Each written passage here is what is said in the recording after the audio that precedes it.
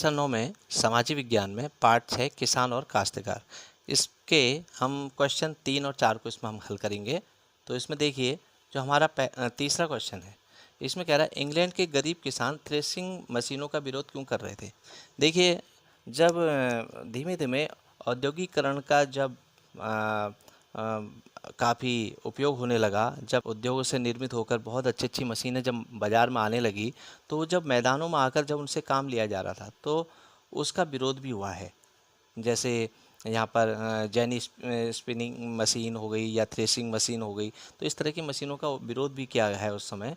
उसका कारण ये रहा कि थ्रेसिंग मशीन जो होता है गेहूँ मड़ाई के लिए उपयोग किया जाता है। इसमें गेहूं की छोटी छोटी पूलियों को डाला जाता है और उससे क्या होता है कि भूसा एक साइड निकल जाता है और अनाज दूसरे साइड से निकल जाता है, यानी किसान की काफ़ी मदद हो जाती है। पहले गेहूं मड़ाई के लिए ऐसी मशीन नहीं थी, तो लोग किसान अपने आंगनों में गेहूं के बालियों को ऊपर और पौधे को नीचे करके खड़े करते हुए पूरे आंगन में एक ढेर लगा दिया करते थे और उसके ऊपर जानवर को उसमें चलाया जाता था और मनुष्य उसका काफ़ी मेहनत से उसमें से गेहूं को अलग कर पाता था। तो जब थ्रेसिंग मशीन आ गई तो ये कई लोगों का काम अकेले मशीन करने लगी। इसमें जब सिर्फ गेहूं डाल देते थे, वो भूसा भी अलग कर देती थी, गेहूं भी अलग कर देती थी। इस तरह से मशीनें अपना काम करती थी। जब ये मशीनें आई तो कई लोगों का जब ये काम मशीन अकेले करने लगी तो बहुत कम लोगों की मदद से ही किसान अपने अनाज को आसानी से पा ले रहा था। तो इससे क्या हुआ, जो गरीब वर्ग था, जो मज़दूर वर्ग था, गरीब किसान था, उसको जो मज़दूरी का काम मिलता था वो बंद हो गया। अब उसके पास धन कमाने के लिए कोई मौका नहीं था। इसलिए वो इसलिए वो उनका जो भरण पोषण का जो काम मजदूरी से चलता था वो बंद हो गया और इन लोगों के परिवारों के लिए एक आर्थिक समस्या खड़ी हो गई। अब वो अपने परिवार का भरण पोषण कैसे करें, तो बेरोजगारी छा गई। थ्रेसिंग मशीनों को देखकर ये लोग उसका विरोध करने लगे।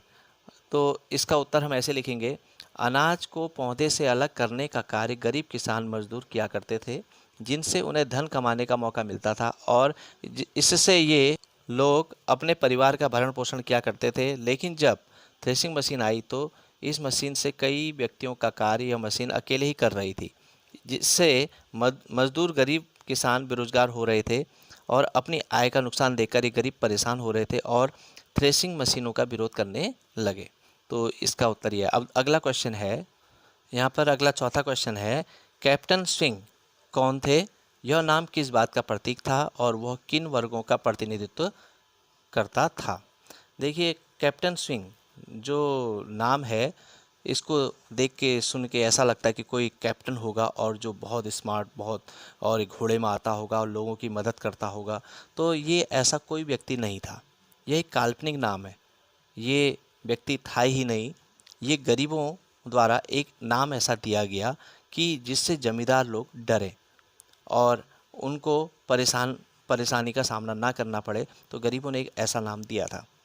तो ये जो इसका प्रतीक था वो जमींदारों के खतरे का प्रतीक था। जमींदार इससे घबराते थे, तो ये गरीबों का प्रतिनिधित्व करता था। तो उत्तर देखिए ऐसे लिखेंगे, कैप्टन स्विंग एक काल्पनिक व्यक्ति था जो इस नाम से अनाज निकालने वाले मशीनों का प्रयोग करने वाले जमींदारों को धमकी भरे पत्र भेजता था, जिसमें उन्हें अपनी मशीनें तोड़ देने अथवा घातक परिणाम भुगतने के लिए कहा जाता था, जिससे जमींदारों ने डर के मारे स्वयं ही अपनी थ्रेसिंग मशीनों को क्षति पहुंचा डाली थी।